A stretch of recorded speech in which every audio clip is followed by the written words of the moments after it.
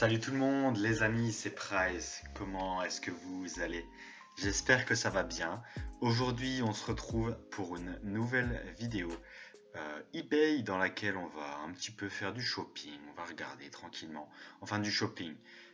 Du lèche-vitrine plutôt, plus exactement. On va regarder ce qu'il y a, ce qui a été mis en vente ces derniers temps. Et puis, écoutez, c'est parti. Tout de suite, on va commencer. Mettez-vous à l'aise, mettez-vous bien. Je vais vous bercer à travers mon petit commentaire de ce qu'on va voir tous ensemble. Et puis tout de suite, on commence ici avec les dernières cartes PCA. Comme d'habitude, hein, bien évidemment, on commence toujours avec les cartes PCA. Pourquoi est-ce que je commence par les cartes PCA? Parce que souvent des objets intéressants peuvent apparaître. Et donc tout de suite, on va regarder ensemble si des choses sympas sont là, ont été mis en vente sur eBay. Pour le moment, je vois pas grand chose, des cartes qui sont dans un état un petit peu catastrophique, à des prix assez incroyables. Jirachi PCA 6 de l'explosion plasma, à des prix juste un petit peu ridicules, à savoir que la personne visiblement est une adepte des prix ridicules. Elle ne fait même pas la différence entre un PCA 6, 8 et 4, tout est au même prix. Donc un petit peu dommage de commencer sur cette note. Sinon pas grand chose de neuf. Le marché est très très lent ces derniers temps, comme vous avez certainement pu le constater de votre côté. Il faut dire aussi que c'est une période particulière, c'est la période des fêtes. Socialement, économiquement, c'est toujours très lent. Donc Pokémon ne déroge pas à cette règle. On peut voir que par exemple il n'y a eu que une petite, on va compter tout de suite 1, 2, 3, 4, 5, 6, 7, 8, 10, donc une dizaine, très petite dizaine de cartes mises en vente aujourd'hui sous le format PCA, ce qui est très peu. À savoir que là par exemple des personnes trichent, hein, mettent PCA dans le titre pour avoir un petit peu de flux, de trafic sur leurs objets, mais malheureusement il n'y a rien. Donc ce n'est pas sous PCA. Donc voilà, pas grand chose à dire vraiment ici. J'ai préparé un petit peu la vidéo en avance et il faut vraiment dire ce qui est. J'ai rien vu, j'ai pas vu grand chose d'intéressant. Peut-être un petit peu du set de base avec deux trois cartes qui me paraît fondamental de couvrir, d'aborder. Donc on va quitter cet onglet. Je vois que là par exemple il y a des Dragofeu PCA 1 magnifique, PCA 2 très bien, qui est déjà à 200 €, donc ça me paraît vraiment incroyable. Et oui, donc je disais tout simplement du set de base ici présent avec un Electek PCA 9,5 qui est mis en vente aux alentours de 190 €, avec, il faut quand même le souligner, 15 personnes qui suivent la vente. Alors souvent on me dit oui mais Price, tu sais, les gens qui suivent c'est des curieux. Eh ben écoutez, pas que et pas uniquement, donc assez choqué par le prix du Electek. À savoir que j'ai été, comme je vous l'ai déjà dit, très coutumier du set de base, même en gradé. J'avais encore vendu récemment un électrode en rare set de base en édition 1 à 50 € il y a quelques mois. Et là, de voir le prix s'envoler tout de suite à 190 €, c'est quand même assez impressionnant. Encore une fois, ça suit d'une certaine façon la cote dont on a parlé d'ailleurs dans la dernière vidéo. J'espère qu'elle vous a plu. J'ai eu d'excellents retours sur la vidéo set de base Anaïs, donc j'en suis plutôt ravi. À voir qu'un booster léger aujourd'hui coûte presque 400 €. Donc 400 € pour tirer une rare, il me semble un petit peu évident que la rare doit au moins valoir 200 €. Et là, l'exemple est flagrant. Après, est-ce que ça l'ouvre vraiment? Je ne pense pas. Je pense qu'on a plutôt doublé, hein, encore une fois. Donc 50 € à 100 €. Je pense que c'est une carte qui peut valoir 100 €, mais un petit peu plus, ça me paraît vraiment forcé. Et ben dis donc, j'avais même pas vu ça, mais là on est sur du set de base en 9 qui est affiché à 90 €. Donc là, très clairement, la personne est un petit peu dans le futur, en avance sur son temps. Donc ça me paraît beaucoup trop important. Bon, écoutez, on va passer à la deuxième carte que je voulais absolument couvrir, et ce n'est autre que un magnifique Salamèche du set de base, pareil en édition 1, dessiné par le fameux Mitsuhiro Arita. Illustration très célèbre, old school, inconditionnelle, intemporel qui est là, qui est vraiment qui fait date dans l'histoire aussi de Pokémon. Et il me semble que beaucoup de personnes sont très souvent intéressées par les starters du set de base, pas uniquement les holographiques, mais également Floriza, enfin, excusez-moi, Herbizarre, Reptincelle et Carabaf. Et donc, pareil, les personnes vont se faire des petits cadres, des tableaux avec Salamèche, Carapuce et Bulbizarre en 9,5 PCA. Donc, il y a une très forte demande, mais vraiment extrêmement importante la demande. Donc ça me fait toujours un petit peu, toujours, hein, je ressasse le passé, mais c'est vrai que qui aurait pu un jour penser qu'une commune pouvait coûter 150 euros, à savoir que toute proportion gardée, et la conversion et l'inflation, c'est presque le prix d'une display du set de base à l'achat à l'époque. Donc voilà, toute proportion gardée, c'est quand même assez impressionnant. Écoutez les amis, on a fait le tour du marché PCA de l'eBay français. Comme d'habitude pour ces vidéos eBay, vous avez toutes les cartes en main et toutes les clés en main de décryptage des différentes vidéos que j'ai déjà fait sur le sujet. Donc je ne vais pas me répéter pour tous les gens qui me suivent déjà et pour les nouvelles personnes qui me rejoignent et qui me regardent. D'ailleurs, je vois encore que vous êtes plus de 65% qui me regardaient à ne pas être abonné. Je n'ai jamais forcé. Vous faites ce que vous voulez, mais c'est vrai qu'il y a un énorme public nouveau qui me regarde et qui est intéressé par Pokémon de façon générale dans l'investissement. Et donc voilà, je vous conseille à tous de regarder mes vidéos eBay pour avoir les conseils un petit peu plus en profondeur pour éviter de se faire avoir. Regardez par exemple les photos, les avis du vendeur, la description, les ventes réussies et puis faire attention à tout ça. Écoutez, on va tout de suite attaquer la deuxième partie de la vidéo, quelque chose que je voulais vous présenter. En ce moment, c'est un petit peu une mode, hein, il ne faut pas se le cacher. Beaucoup de personnes se mettent à collectionner le japonais.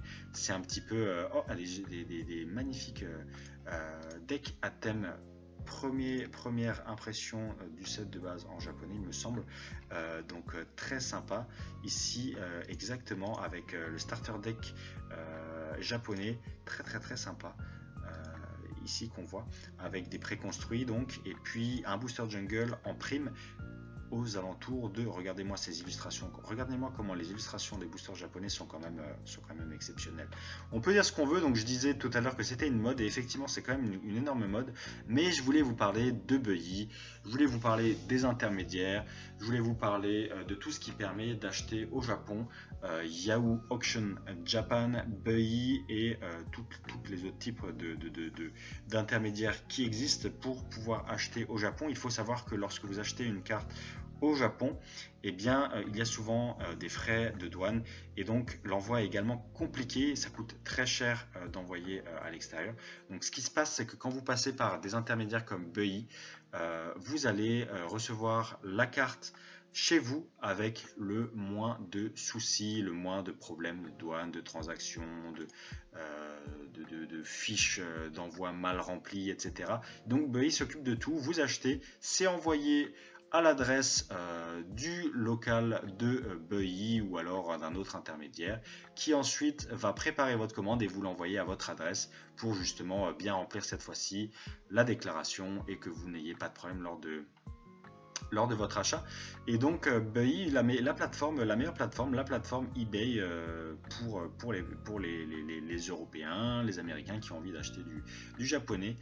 Et si je vous parle de ça aujourd'hui, c'est parce qu'effectivement ça commence à exploser. Le japonais devient de plus en plus à la mode, bien que ça l'ait toujours été. Vous avez vu certaines cartes japonaises également sur ma chaîne, donc je collectionne, j'aime beaucoup. Je ne suis pas un spécialiste comme certains dont les noms me viennent en tête, que j'espère un jour je pourrai vous présenter sur la chaîne. Mais par exemple, vous voyez un Dracofeu Star en japonais. Est-ce qu'il est première édition? Est-ce qu'il n'est pas première édition? On va regarder ça tout de suite ensemble. Il ne me semble même pas. Je ne vois pas. Ah, on le voit, c'est très sombre, vous voyez ici. Oula, je vais avoir du mal à vous le montrer, c'est très sombre, mais en fait à côté du logo O ici présent, vous avez LGT74X, mais vous avez en noir le logo première édition. Donc vous voyez, c'est des petites subtilités pareilles à connaître lorsqu'on fait le japonais. Et donc ça, c'est un Dracofeu brillant de l'extension japonaise de Île des Dragons, dans un état qui a l'air qui a l'air near mint, on va dire. Là, vous voyez des traces, des points blancs. Donc, qui a l'air near mint. Et 1500 euros, ça fait quand même extrêmement cher. Donc, pour vous montrer encore une fois que même le japonais, encore aujourd'hui, à l'heure actuelle, explose. Dans mon esprit, et j'ai fait une énorme bêtise, c'est que le japonais étant l'extension originelle du set de base Pokémon et de tout ce qui s'en est suivi, pour moi, ça a toujours été très disponible dans mon esprit, alors que c'est totalement faux. Il y a récemment un énorme pic de demande et malgré l'énorme disponibilité des objets japonais Pokémon sur le marché, ça n'a pas suffi à absorber toute cette demande qui a fait que les prix ont explosé. Vous avez vu, j'ai passé, on va revenir sur la page précédente, je vais vous montrer rapidement. Par exemple, ce type de booster, de set de base originel ici présent, c'est d'ailleurs une enchère, il me semble effectivement. Ce genre de booster, je pouvais les acheter il y a encore 6 mois au début du confinement à 100 euros. Et aujourd'hui, il coûte, vous le voyez hein, ici présent, 800 euros. Ça a vraiment explosé. Pour moi, j'ai jamais anticipé une telle évolution et vraiment, pareil, très compliqué de prédire le futur. J'ai toujours pensé que le japonais était disponible. Il faut connaître plusieurs choses hein, sur l'histoire du japonais. Par exemple, vous avez une chance sur deux d'obtenir une carte holographique dans un booster japonais, donc ce qui est déjà beaucoup plus important qu'un booster français. Et vous voyez hein, l'illustration originale, toujours pareil. Hein, quel plaisir de voir ces illustrations originales japonaises. Les boosters sont vraiment sympas. Ça change en fait. C'est beaucoup plus de couleurs, beaucoup plus flashy. C'est toute une culture différente. Et voilà, j'espère aussi pouvoir vous initier un petit peu, ouvrir vos horizons de collection. Et donc en l'occurrence, je voulais absolument parler du japonais. Ça fait longtemps que je voulais en parler et j'ai pas encore l'occasion de vous présenter Bai, donc le site sur lequel on est ici, Yahoo Japan Auction, un autre encore. Et vraiment, j'en profite aujourd'hui hein, de cette petite vidéo eBay pour vous montrer. Donc là, pareil, hein, un ancien booster japonais. Ils ont vraiment des illustrations très particulières. C'est vraiment incroyable. Ça fait toujours quelque chose de voir ces illustrations originelles. Donc pareil, hein, les 7 Munch ici présents. Là, un Mewtwo Promo Play, il me semble. Voilà, très sympa. Avec dans quel état se trouve-t-il? Mais c'est pareil, ce sont des cartes qui à l'époque coûtaient vraiment beaucoup moins cher que ce qu'elles coûtent aujourd'hui. Et jamais je n'aurais pensé qu'elles augmenteraient autant.